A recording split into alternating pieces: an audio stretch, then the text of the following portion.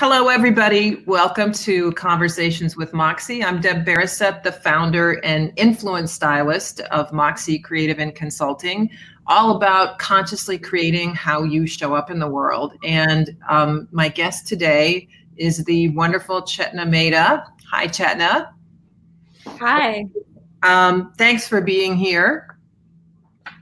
Absolutely. I'm so excited to be here. Yeah, this is going to be a great conversation. I'm gonna tell all the nice people here I see Diane. Hi, Diane.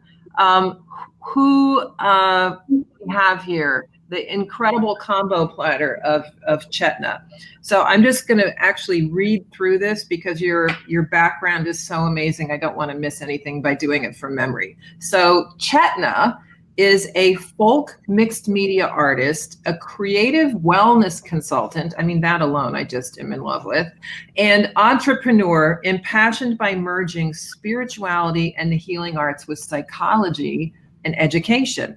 So her background includes international teaching in Colombia, India, and Thailand, where she facilitated cultural exchanges, language and arithmetic learning through study and play. I like that. She specialized in staffing operations management at Netflix, overseeing immigration, relocation, and recruiting coordination. She was a high school mental health and behavioral counselor in San Francisco's Mission District, and collaborated with youth using talk therapy, case management, and expressive arts workshops. Her professional mixed media work includes painting, illustration, commercial and fashion modeling, acting, artistic direction, and photography. It's too bad you have no talent, Chetna. That's really a shame. So she received a BA in social sciences with a concentration in organization from Cal Poly University, SLO, and an MA in counseling psychology from the Wright Institute in Berkeley. And her work today, and she's got a company that's based, fortunately for us, here in Chicago, and you work with the purpose to help us realize ourselves, our fullness and power, particularly through radical self-reflection and community circle, and to remember the interconnectedness between all of us. So I will share how I ran into this amazing woman. Is Chris and I went to a Soho House event here in Chicago that was your inner child workshop, had no idea what to expect. The place was packed and nobody wanted to leave, and basically, you couldn't get them out of the room till you gave us an extra half hour, which says a lot about your workshop skills. It was really fascinating. Chris in particular was like, inner child workshop, okay, he's up for it, had no idea what he was in for, and was also completely charmed by the whole thing and the process and what we got. So that was awesome. So today we're going to have this juicy conversation, which, if I had to sum it up, I'd say it's related to what does our soul want. And what I'd love to do, Chetna, is start by having you share a little with us about your personal story, because I know there was a definite line of demarcation in your life where something really seemingly tragic happened, and it really led to some major transformation for you. So can you tell us about that story? Most definitely. And firstly, thank you, Deb, for that introduction. I really appreciate that, and hearing more feedback from that workshop. Oh, absolutely. Yes. So absolutely. The demarcation, the turning point of my life really started when I was in a car accident. So I was your quintessential successful 24-year-old, working a corporate job, dating, having fun. I had a part-time job that took me from San Jose in California to San Francisco to explore the city and take groups of people on tours to do things like kayaking and wine tasting and going to Napa Valley and doing all of these things. It was, in retrospect, you would look at my resume and be like, wow, she is living her best life. I was very busy. Busy was really what I was going for every single day. And so I started one day with hot yoga in the morning with one of my girlfriends, and then straight to my corporate job for 8 hours. And that night I had co-planned a celebration for my part-time job with some folks on my team, where we were celebrating our progress and where I received a promotion. That night, that party was in San Francisco, and that night I got in my car to drive back to San Jose, which is an hour-long drive, and I fell asleep on the road. Of course, because I had woken up that morning at 4:30 a.m. to do all of those things, and I got on the road at 11 or 12 to drive home. So by that time, I was awake for way longer than I should be, and according to research, being awake for that long is equivalent to being intoxicated to an illegal degree. Wow. So I fell asleep on the road. I luckily did not hit anybody else, but I swerved into a bush and span and then crashed into the center divide of the freeway. And during that time, it was, I mean, if anyone has been in some kind of experience like this, I think you might relate. Like, the first thought was like, oh, please let this be a dream. Please let this be a dream. And then I thought about all the people that I care about and having to break the news to them that this just happened. So anyway, my car was completely totaled. I had to be rushed to the hospital nearby and found out that I needed some emergency surgery. And it was the hardest call I've ever really had to make to my parents at 6 a.m. that morning, to let them know that I'm not actually in my bed at home. I am in the hospital and you have to come ASAP. And also you have to track down the car that's somewhere that no one really knows. I don't know where it is, but yeah, go find it.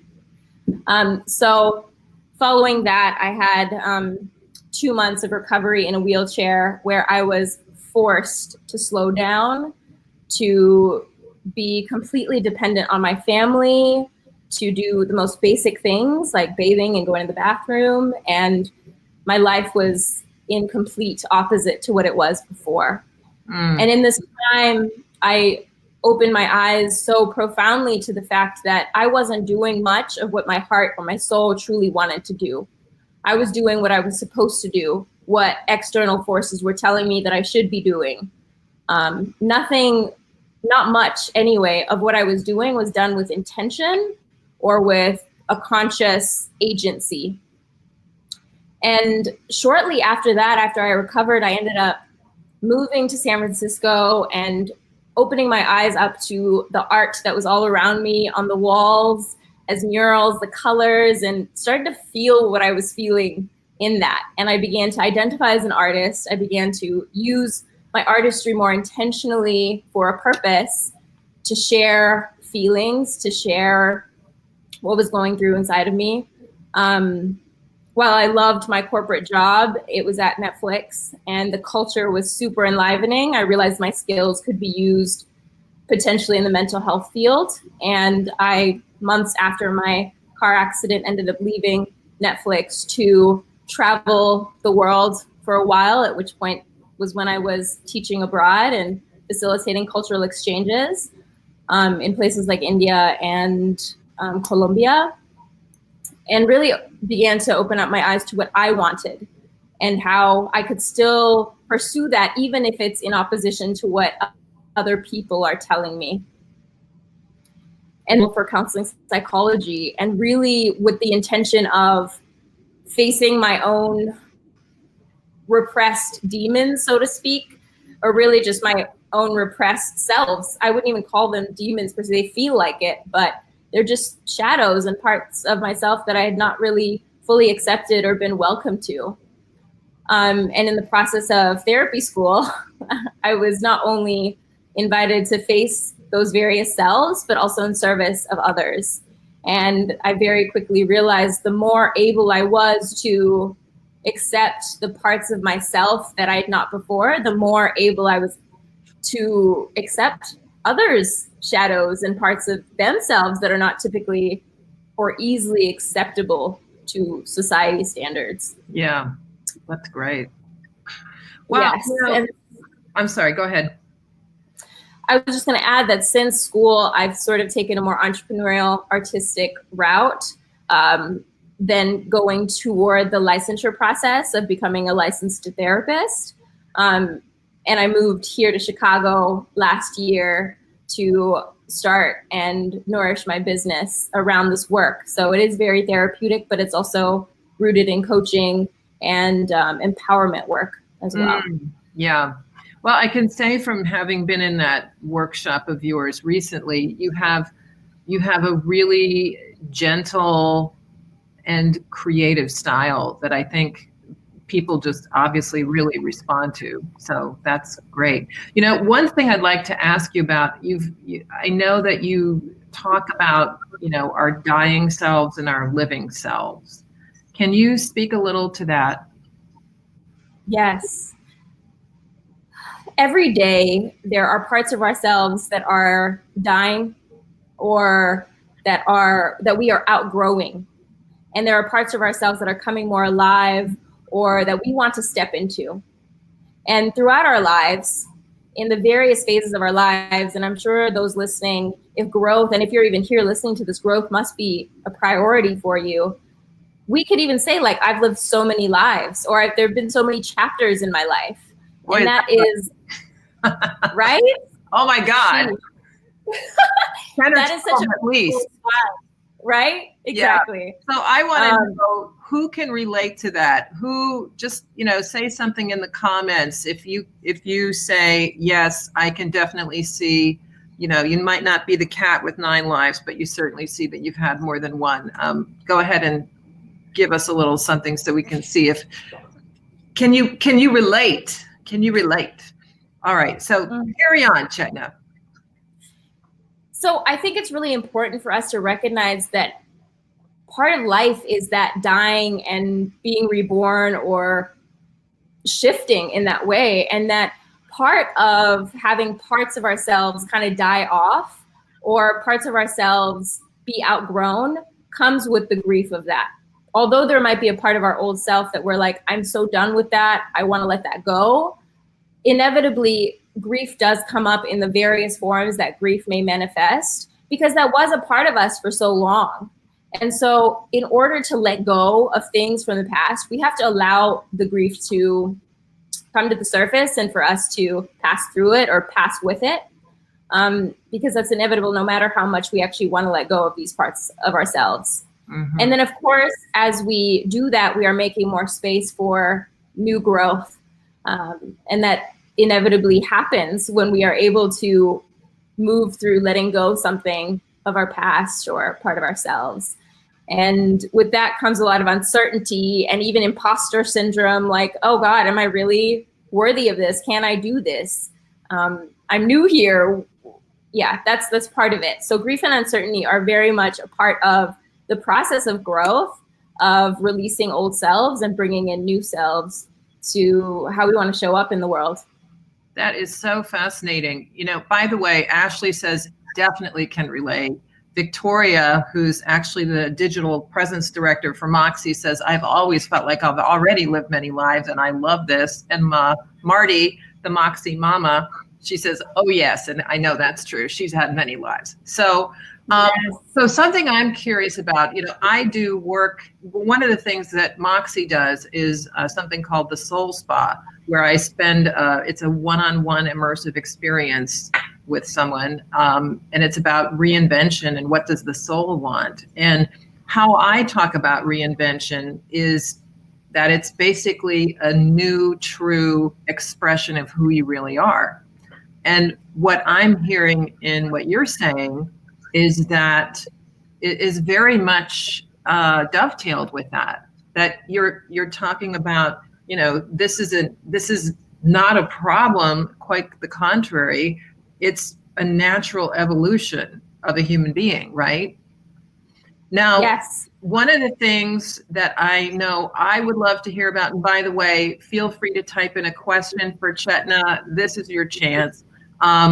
A question that I have is, what are some of the ways, you know, I know you've got some mindful ways that you can practice looking at to see, okay, how do I put this? That to discern who is that self.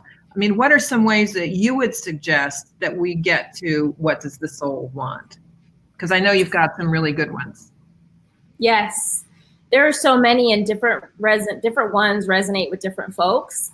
But generally, you know, I talk this framework of how we have multiple selves within us: dying selves, living selves, critical selves, wise, motherly, childlike selves, is very much within the framework of a therapeutic approach called internal family systems, saying that within us there's a whole family of characters that are in any given moment affecting how we operate, how we feel, how we behave, and how we show up. I love and so it's really profound to take the time to understand these different parts of ourselves, because they each have different ways of making us feel and act.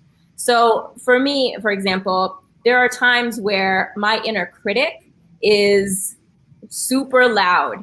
And over the years, as I've gotten to know my inner critic, I know that sometimes it sounds like some people in my family. Sometimes it sounds like some commercials that I hear. Sometimes it's very much present when I'm feeling really tired, when I'm hungry, when I'm in a new place. So when I go into something new that I've never been in before, that even perhaps my family or my ancestors have not been in before, I realize my inner critic really comes in to try to take control of the situation. And so it's very characteristic of my inner critic, and I'm probably sure very many others, is that the inner critic comes in to try to control the uncertainty, to put in stories, to try to understand something that at the moment is not, we can't understand it yet. We're still trying to figure it out. Mm-hmm. And if I didn't recognize that, okay, my inner critic is right here kind of screaming in my ear, if I didn't see that, okay, that's there, I would take that on and wear it fully like it's my full self. Recognizing that that's just my inner critic helps me kind of create some distance between that voice and myself as this force that's noticing, that's aware of this, and then to call in other voices. So often what I love about inner child work, for example, is that it not only sheds light on the childlike, kind of immature, codependent parts of ourselves, but it also strengthens the mother or the parent voice. So myself that really helps me when it comes to the inner critic being really loud is my very motherly, nurturing voice, who might say something like, you're new here. It's okay to be sad. It's okay to be unsure. You don't have to be confident right now. Just focus on being calm, taking care of yourself, and just being kind to yourself, right? Wow. So that's always a really good reframe to that. And it's just like, okay, the inner critic's really loud right now. Do I need rest? Do I need to feed myself? What can I do to take care? And my motherly voice is kind of just that kind force within me that I can choose to listen to. That's so beautiful. How do you suggest people drop down into that and conjure that more loving, encouraging, maternal inner right. Totally. I think before we could even do that, we need to give space for that voice that is critical or that is vulnerable or sad or angry. We need to give them space and not judge them or kind of try to avoid or shut them up. So part of that process is looking at, for example, in what I just shared, looking at the inner critic and be like, okay, what are you saying right now? From a perspective that I am not you, you are not totally me. You just have a very loud voice right now, and I'll give you some space and I'll hear you out. And then I might say, okay, no, I don't really want to be talked to like that. That's not gonna be effective, right? Like that's not it. And this may look like either conversing with yourself, which, some people think is crazy, but hey, I think it's super wise. It's better out than inside of your head because it's happening anyway. Yeah. So, you may be conversing with yourself when you're alone or in the mirror. A really great way to do this, especially in the beginning, is to write it down.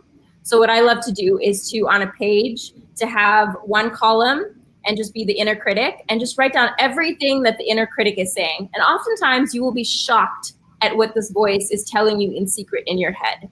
It would most likely never be anything you would ever say to someone you care about, but it's saying that to you all the time. And sometimes it's so subconscious that it's saying that to you the second you wake up.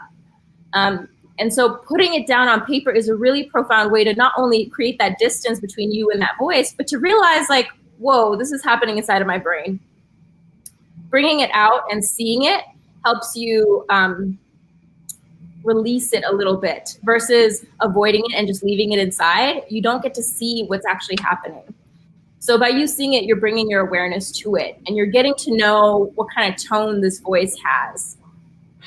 Once you're able to put all of what you have in that moment of what the inner critic is saying on paper, eventually it'll stop. Eventually you'll just be tired and it'll be quiet.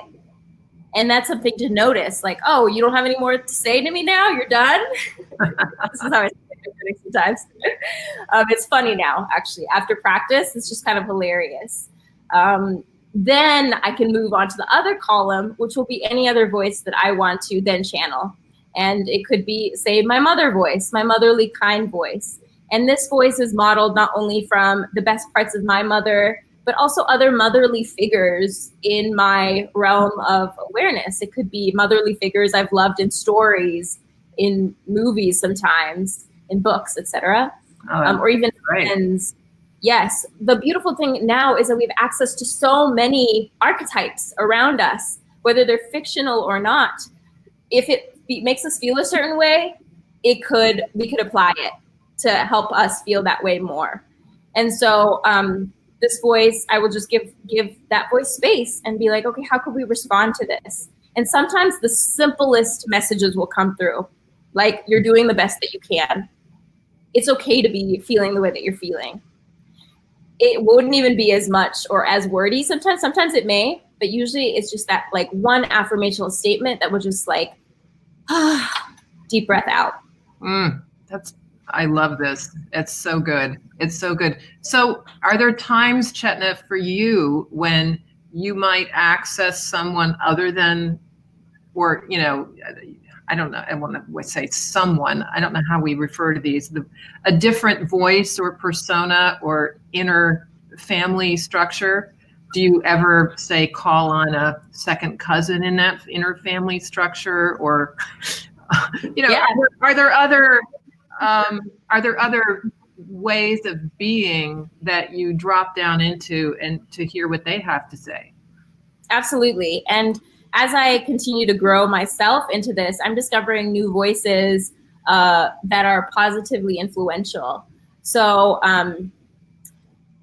recently, in the last few months, I've been playing around more with the future self, the self that I want to be more of. And actually, if you're familiar with Dr. Joe Dispenza, he is an expert in this field of certainly neuroscience and quantum physics and manifestation.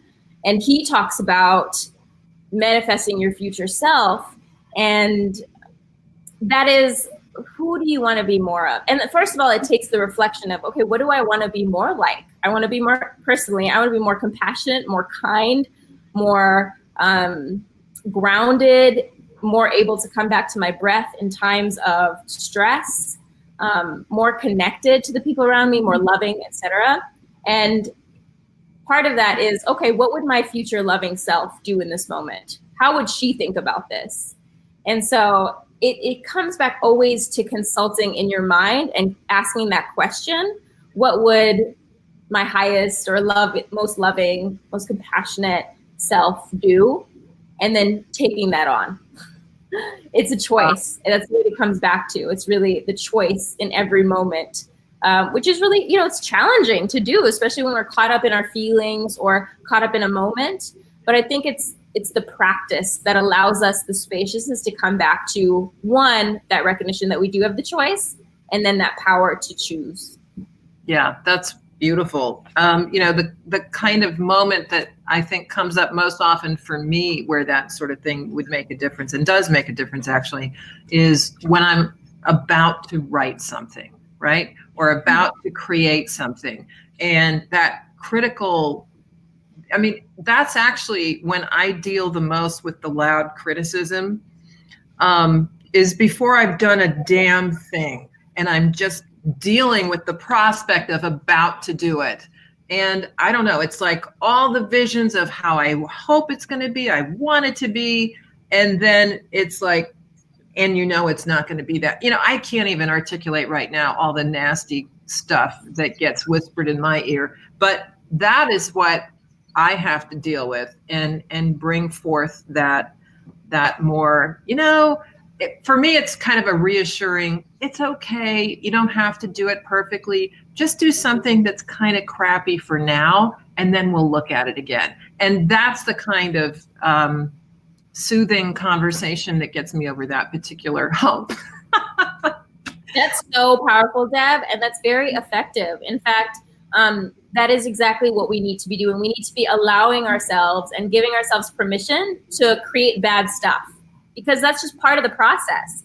Any successful artist or creator has created 3 to 4 times more crappy stuff than the good stuff. And then they've been able to go in and extract the gems. But I think if they didn't allow themselves to create the bad stuff, they'd just be stuck like, I don't know what I'm going to do. And so, yes, that's exactly, you're doing exactly what I would advise anyone to do, and certainly in practicing myself, because we do come with so much expectation and pressure to make it exactly what we want it to be and what we think it needs to be.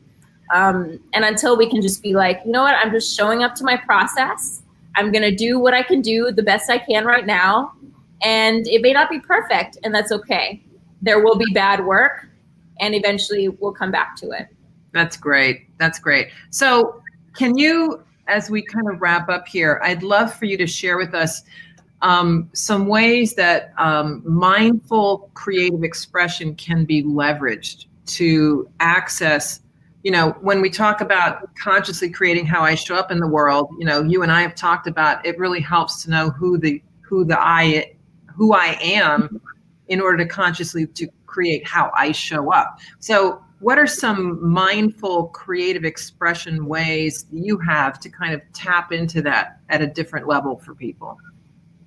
Sure. So much of what we've talked about already speaks to that. And it's what makes it mindful is just giving it your full attention. So if you are writing and discovering the tones of voices of the various selves that exist within you that come up a lot, and you are giving it your full attention, you are not distracted by other things, you're not also watching TV or whatever, that is a mindful creative practice. Creative because you're writing and you're creating new content to understand yourself more. If you are a visual person or you prefer more even movement, of course, the healing arts encompasses writing, drawing, illustration, movement.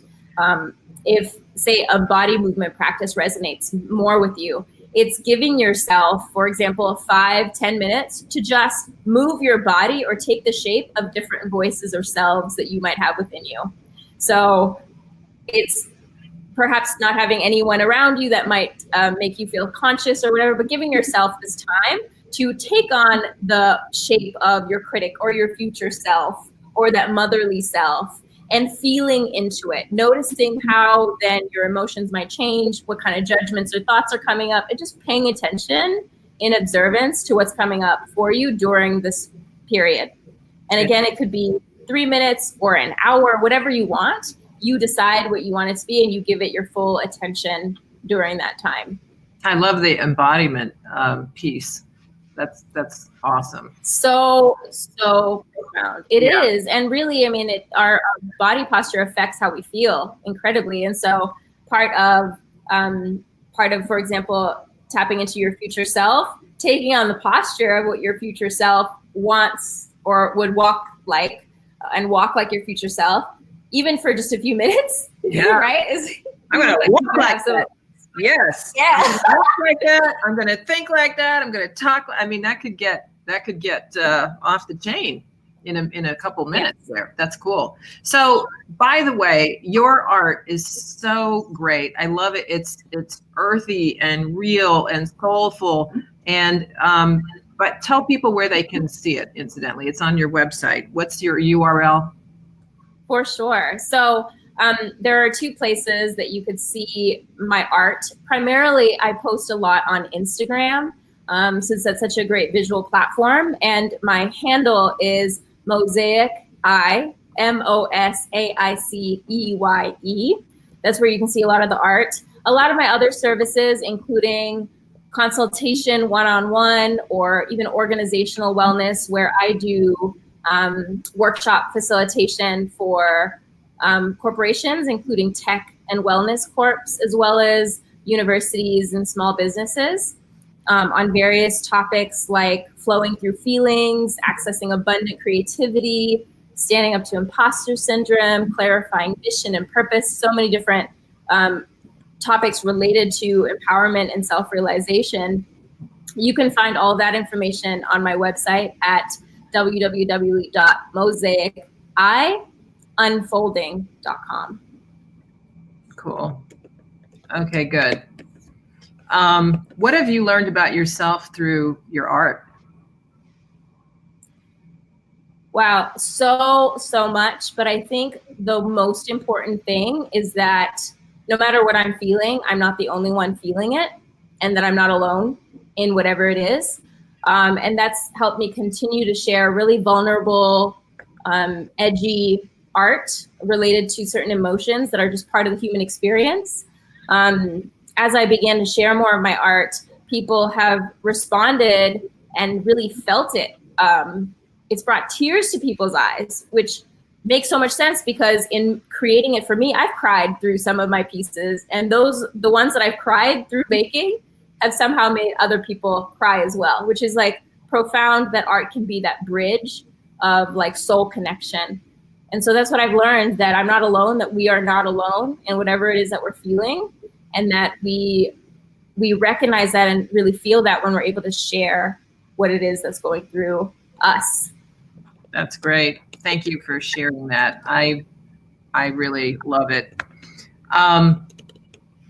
We're going to be featuring this conversation we've had in the Moxie Diaries. It's a weekly digest that we send out. And so if people would like to subscribe to the Moxie Diaries, they can do that on itstimeformoxie.com. You go to the website, and at the bottom of any page, whoops, my building's calling me. I got a package. We all needed to know that. So at any rate, you go to itstimeformoxie.com, and at the bottom of the page, people can subscribe to the Moxie Diaries, and you'll get more about Chetna and this great conversation, plus lots of other things about consciously creating how you show up in the world. And Chetna, thank you so much for being here today. You're a ray of sunshine on a gray, cloudy, rainy Chicago day. And I'm excited about sharing you with people who couldn't even join us today. Thanks so much for having me, Deb. I love this conversation. And yes, stay doing what you're doing. Yeah, you too, girlfriend. Awesome stuff. Let me know when your next workshop is. For sure. Okay. Thank you. Bye-bye, everybody.